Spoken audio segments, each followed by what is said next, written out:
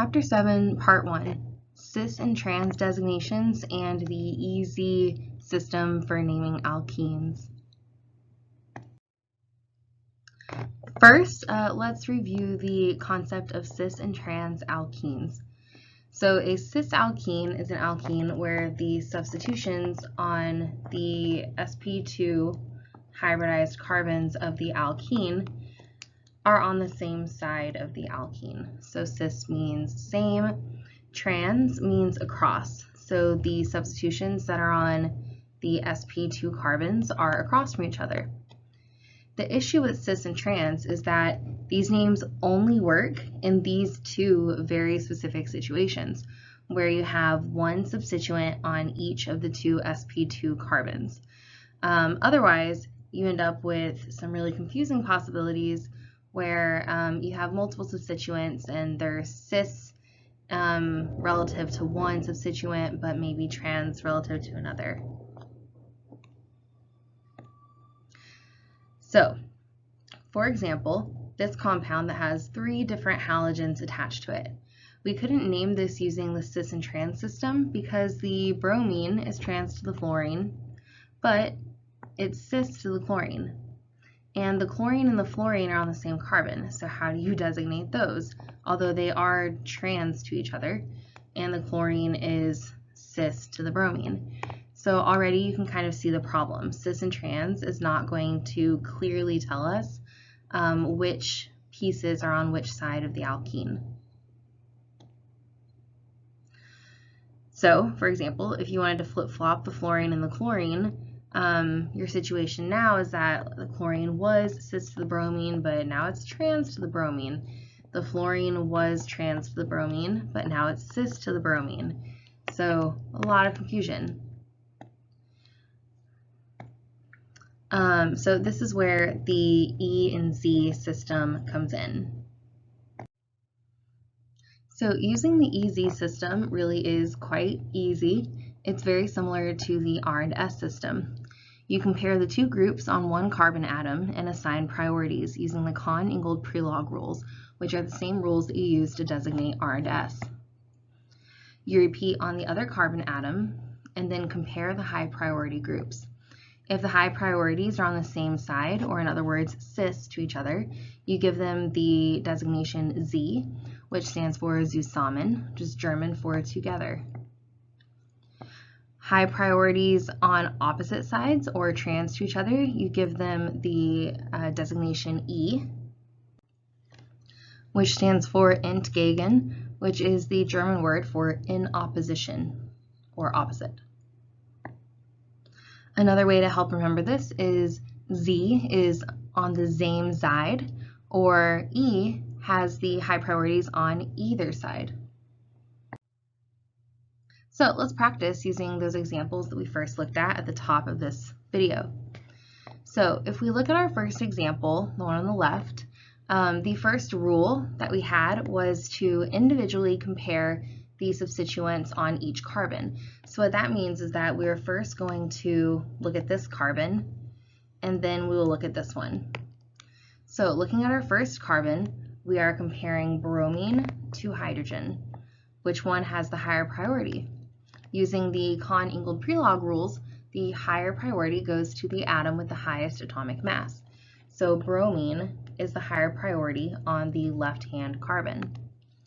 Then we go to our second carbon and we compare the two substituents attached to that carbon. So we are comparing chlorine to fluorine. Chlorine has a higher molecular weight than fluorine, so chlorine is the higher priority. Now if we look at our alkene and look across the plane of our alkene, the bromine and the chlorine are cis to each other. They're on the same side, therefore this molecule is in the Z configuration. If we look at our other molecule, we've already determined our relative priorities, so we know that bromine is more important than hydrogen and chlorine has a higher priority than fluorine. So our next step is to compare their relative positions to each other. So the bromine and the chlorine are trans to each other. They're on opposite sides of the alkene. So this is the E configuration of this molecule. It's that easy. Okay, let's do some quite a bit harder problems just to practice. So taking a look at this first molecule, just go ahead and pause for a second and try to work it out for yourself, and then we'll come back and work on it together. Okay, so looking at the first carbon, the one on the left, we are comparing a methyl group to a hydrogen, or more specifically, we're comparing a carbon atom to a hydrogen. So carbon versus hydrogen, the carbon is going to win. So that's the left-hand carbon. Now let's look at the right-hand carbon. On the right-hand carbon, we are comparing a carbon atom to a carbon atom. Remember that when we were using the Kahn-Ingold-Prelog rules, we compare one atom at a time and then we work outward. So using this first level, we're just comparing carbon versus carbon. Neither one of them is a higher priority. So we need to look at the next level. We have hydrogen, hydrogen, hydrogen on this carbon. On the top carbon, we have hydrogen, hydrogen, and a carbon atom. So now we are comparing hydrogen, hydrogen, carbon to hydrogen, hydrogen, hydrogen. That means that the higher priority is the one on top. So when we go to look at our alkene as a whole, the high priority substituents are on the same side as each other. So this is in the Z configuration. Okay, let's move on to the next example. Go ahead and pause for a second and try to come up with the answer on your own. Okay, so let's look at the left-hand carbon first. We are comparing a carbon atom to a carbon atom. We already know that's not going to help us make a decision, so we have to look at what else is attached to these carbons. We have hydrogen, hydrogen, and bromine, and we also have hydrogen, hydrogen, oxygen. So bromine has a higher molecular weight than oxygen. So the bottom carbon is going to be the higher priority substituent on the left-hand carbon. So let's take a look at the right-hand side. Again, we're comparing two carbons to each other, so we need to go to the next level. On the next level, we have carbon, carbon, carbon, and we have carbon, hydrogen, hydrogen. Now, I want to remind you that if you were to look at these as a whole and try to think about their total molecular weight, these two would actually be equivalent to each other.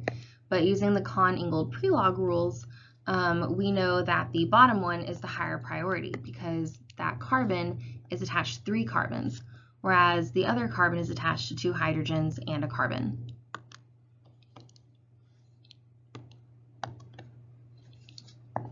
So if both of our high priority substituents are on the lower carbon, on the lower side of the alkene, based on what we're looking at now, that's going to make these both Z alkenes.